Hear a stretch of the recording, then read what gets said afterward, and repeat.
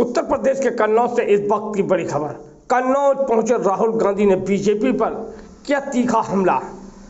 बोले राहुल, मोदी जी 22 लोगों के लिए करते हैं काम, 22 लोगों का माफ किया 16 लाख करोड़। इतने में 24 साल मनरेगा मजदूरों को मिलता रुपया। बीजेपी की सबसे बड़ी हार यूपी में होने जा रही है। 10 साल तक नाम नहीं लिया, अब मोदी जी डरकर उनका नाम ले रहे हैं। ये मुद्दों से भटकाने के लिए इधर उधर ले जा रहे हैं। मुद्दा सिर्फ संविधान बचाने का। इस बार आ गए तो संविधान रद्द कर छीन लेंगे सारे अधिकार। जितना उन्होंने 22 लोगों का कर्जा माफ किया है, उतना हम गरीब किसानों बेरोजगारों को देंगे। पूरे देश में लिस्ट बनाकर गरीब परिवारों को हर साल मिलेगा 1 लाख। बेरोजगारों को ट्रेनिंग दिलाकर देंगे रोजगार। ट्रेनिंग के साथ हर माह मिलेगा 8,000। नरेगा मजदूरों की मजदूरी, आशा आंगनबाड़ियों का मानदेय भी होगा 2 गुना। आप लिख लो, नरेंद्र मोदी हिंदुस्तान के प्रधानमंत्री नहीं बनेंगे। सब मिलकर एक हो जाओ और अखिलेश यादव को भारी मतों से विजय दिलाओ। आज नफरत के बाजार में खोलनी है मोहब्बत की दुकान। जय हिंद, जय उत्तर प्रदेश बोलते हुए राहुल गांधी ने समाप्त किए अपने भाषण।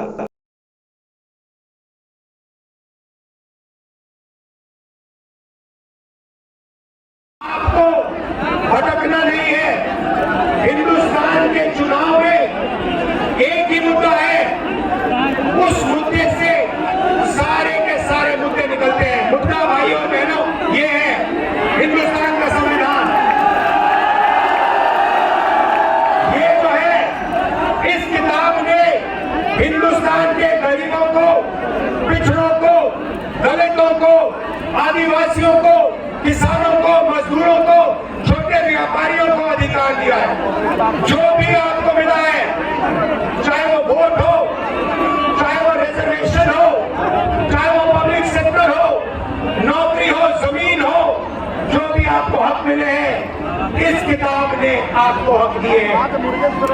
ये गांधी जी और अंबेडकर जी की देन है। और बीजेपी ने मन बना लिया है कि अगर वो चुनाव जीते, नरेंद्र मोदी जी ने 22 लोगों को दिया है। भाइयों और बहनों, मैं आपसे पूछना चाहता हूं, आपका नरेंद्र मोदी जी ने कितना कर्जा माफ किया है? किसानों का नहीं किया, मजदूरों का नहीं किया, बेरोजगार युवाओं का नहीं किया, 22 लोगों को किया। हालत यह है कि 22 लोगों के पास उतना धन है जितना 70 करोड़ लोगों के पास। आप सोचिए, स्टेज में पहली लाइन में तकरीबन 22 लोग बैठे हैं। हिंदुस्तान में ऐसे 22 लोग हैं जिनके पास उतना ही धन है जितना 70 करोड़ हिंदुस्तानियों के पास। मैं आपको बताना चाहता हूं, 250 रोको, 400 रोको, 1000 रोको, कोई फर्क नहीं पड़ने वाला है। जितनी रोकनी है रोको। यहाँ पे इंडिया गठबंधन की जीत होगी, अखिलेश यादव की जीत होगी। और उत्तर प्रदेश में आप देखना,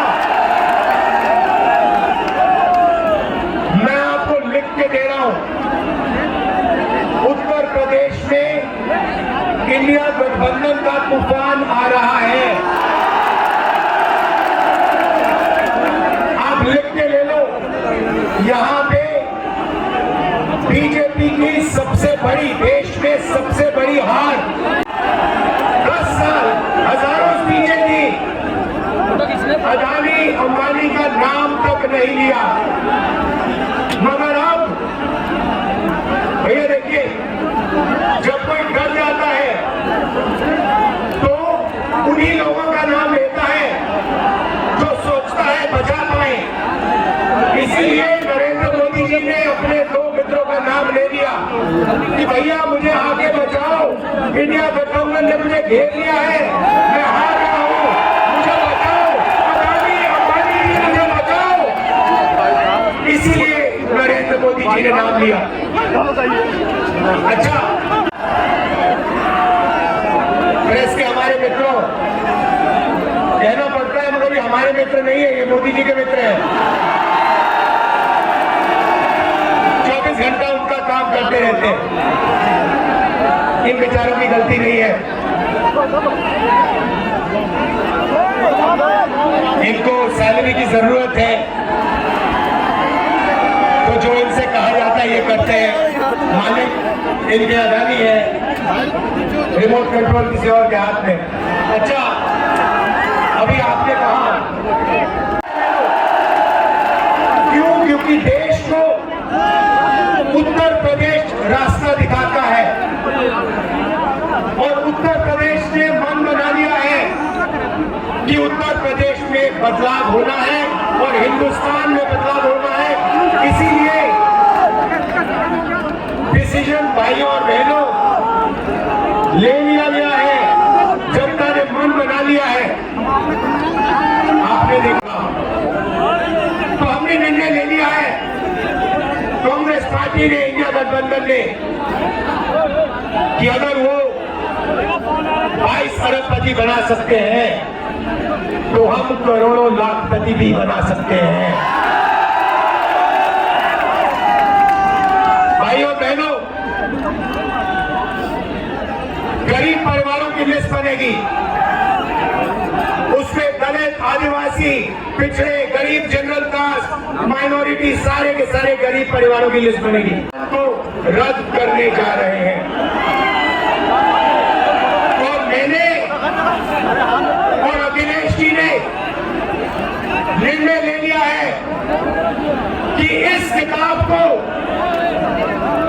बीजेपी छोड़ो, दुनिया की कोई भी शक्ति नहीं छू सकती है।